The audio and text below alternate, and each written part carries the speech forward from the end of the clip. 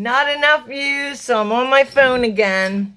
The one thing I thought would be helpful before I read from Facing Bipolar, the Young Adult's Guide to Dealing with Bipolar Disorder by Russ Fetterman, PhD, and J. Anderson Thomason, Jr., MD. This was an excellent resource. In fact, Fetterman has written more than one book with somebody else, by himself, whatever. So I put these little sticky notes on them so we know what publishing year they are. So this is a 2010. That's going to be today. Bipolar Disorder 3rd edition, Mondamore. I haven't done this in a while. That's 2014. Bipolar Disorder Guide 2011. I'm not even showing you all the books I have, but Loving Someone with Bipolar Disorder, where we've been reading some this week, 2012. And The Manic Depressive Illness, Bipolar Disorders and Reoccurring Depression, Volume 1 by Goodwin and K. Jamison Redfield is 2007. And the last one I pulled out is, of course, we've been working with this, Overcoming Bipolar Disorder, a comprehensive workbook for managing your symptoms and achieving your life goals. So this is 2008. I found that website that has like 2005 research. They probably haven't done, or if they have done, they haven't published 2026 research. But I want to go there because even subtle changes in wording, the one thing teachers learn, that sometimes the same process they want you to do is just name something different. Like proximity discipline was taught to me maybe 10 years ago. And it's the idea, if you go near the person that's talking or doing the wrong thing, it might help them not to do it. Pardon me, another one of my cats wants to be in the video. Okay, so,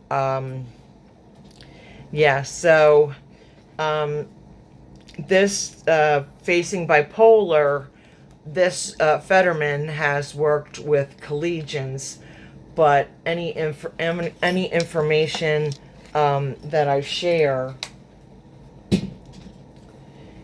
is can be like pulled out younger, pulled out older. Okay, so let me just make sure I'm starting where I want to start. Okay, this isn't exactly where I wanted to start, but I haven't covered this.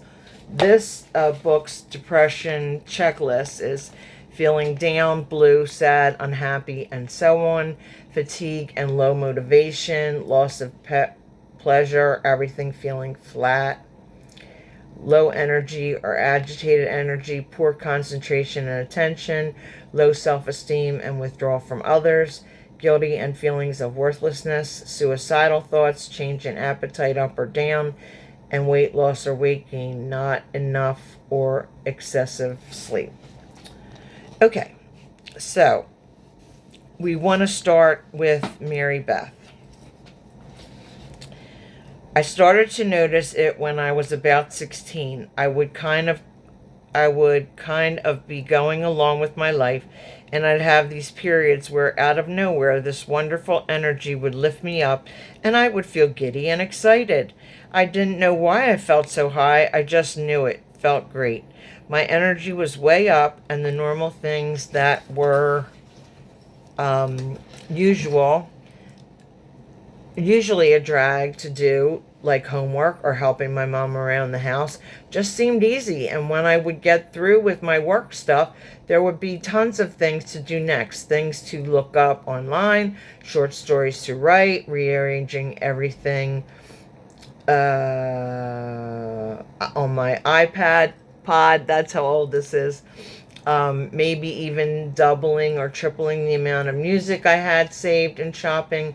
Oh yeah, shopping. Everything I thought of doing seemed like incredible ideas, and it was such a relief to be able to get by with only 3 or 4 hours of sleep. Then I had the extra time to actually follow through on some of the things I was thinking about. It was a rush to hang out with my friends. There were endless things to talk about. And man, could I talk. Sometimes I'd get on a roll and couldn't stop. Thoughts were flying into my head and my words were flying out almost as fast. At times it felt a bit scary, like I was stuck in fast forward. But on the other hand, I really loved the energy. Instead of feeling stuck in boring routines in my life, I felt I could do just about anything. In fact, when I think of the really smart kids at school who are involved in everything and seem to have it all together, I imagine this is what they must feel like. So, 3 or 4 hours of sleep, she mentioned, that's going to be problematic. People with manic episodes, not every part of it for the patient is awful. When you feel this high, and I mean, not high on drugs, but this happy, this giddy, this talkative, for these people in that situation, it can be like wonderful. But what happens is most of the time you get manic, like really high or hypomanic, and at the end of that you hit like a proverbial wall and go the other direction. Often that's how it goes. So it seems wonderful and then not so wonderful. Okay, another example, because I put on my channel that this was going to be about examples. And now I lost Mary Beth and the next example. Okay.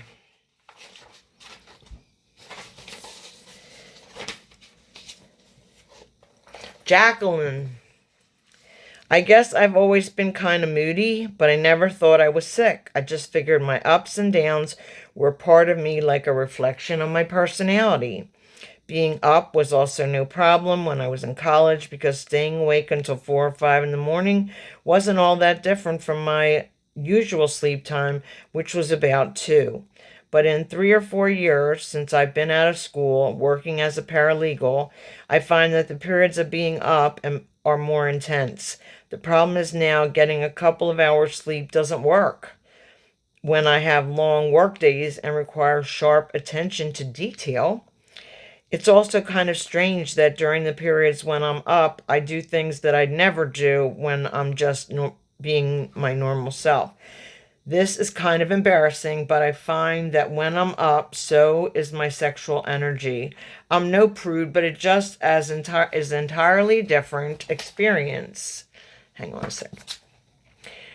By about 11 or midnight, instead of winding down and going to bed, I find I want to go out to the bars because I get a lot of this energy, and sleeping is the last thing on my mind. I also feel really, I hate this word, so I'll spell it, Horny. It's never been in my vocabulary, but I know it's a word that describes a certain thing. Like my sexuality's been turned on and I can't find the volume knob to lower its intensity. Usually I will get to know a guy before I have sex with him, not when I'm up. In fact, when I'm up, I just want what I want and I go for it. The scary part is that I often forget to use protection. It's the same with stuff I want to buy, sex and credit card spending. Boy, do I have a field day. I guess the good news is that my periods of being up rarely last longer than 3 or 4 days. So while I almost always have regrets about my impulsive choices, I'm usually able to regroup, get back, be my normal self before I do too much damage. I don't know whether or not something's wrong with me, But I do know that this pattern won't work for me if I'm going to try to settle down with someone and raise a family. So I'm going to go back to that book. Libido up, spending up. Those are key examples of mania. And in both cases, it can be financially dangerous, kind of physically dangerous. Right. So we'll go back to Richard. I don't think anyone would say being a second-year med student is a fun thing to do. The amount of work is overwhelming. Most of the time, it consumes your life. I remember in college, I was involved in a lot of other activities, but not these days. I go to class, I go to the library and study. I hang out with friends, usually in study groups. Typically, a few of us will have dinner together, and then I'm home again studying until bedtime. Granted, I find occasional breaks, but not often. During the last few months of my first year in med school, I noticed that I would have these periods where, out of nowhere, all the work became easy, and this wasn't because my professors were letting up. The experience wouldn't last long, and maybe a few days, but when those periods would occur, I felt like my mind was flying. I could absorb the material easily, work into the early morning hours. Frankly, it was like I had taken amphetamines without any negative side effects. This is a long one, but it's worth reading all of it. This past summer, when I was doing some research at the cardiology lab on the West Coast, I found that I slipped into a pretty strong depression. I don't know why, but I really felt awful, and I mean like thinking about killing myself awful. Just like the highs, it kind of came out of nowhere. Maybe it had to do with the fact I was away from home without much social support. But maybe it's just not neurochemical. I don't know. I do know that both my mother and my maternal grandfather were diagnosed with depression. So clearly I'm at risk genetically. Fortunately, I started to come out of the depression just about the time that I was ready to seek some help. I was really relieved to have myself back.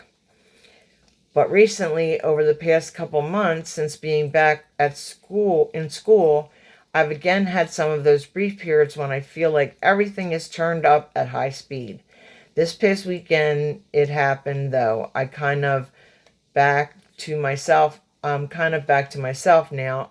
Like I said, everything felt accelerated. The scary part is that I started thinking I could do things that, in retrospect, were really unrealistic. For instance, since my summer cardiology research, I've been fascinated by developments in new artificial heart designs. So I came up with my own that I thought was really innovative. I even developed a plan as to how I was going to fund the product research. I got so excited by these possibilities that I shared them with a friend of mine who's a cardiac resident. He looked at me like I was nuts. What's worse is that I couldn't comprehend why he didn't see the brilliance of my design. Well, in retrospect, it probably wasn't all that brilliant, maybe not even realistic. I know I'm smart, but I also know that I am not about to invent the next artificial heart. Even more frightening, I know just enough about psychiatric disorders to begin to wonder if my family history, combined with my own mood fluctuations, may mean that I am bipolar. I don't like it, but maybe it's true. Okay, so this is where we are. People finding out, people thinking their whole life plan needs to be thrown out the window. That's not necessary. You can go to a psychiatrist. You can go to a psychopharmacology psychiatrist. You can go to a counselor. You can have CBT. You can have the right meds, which there are many to change off and on till they find the recipe, which is a horrible thing to say, that works for you. Okay? So, like I said, baseline. And somebody and some things are going to help you. Eating healthy, sleep hygiene, no drugs, no alcohol. It's tough. You might have a wedding to go to, and probably you can have a drink. Just I would check with my psychiatrist or my counselor, and just say, I'm going to be at a wedding. Can I have the champagne toast or whatever? Just run it by them and make sure it's totally okay for you in your present situation. Okay, I need to drop this online. Happy Saturday. Have a happy Sunday. And I'll see you tomorrow. Bye-bye.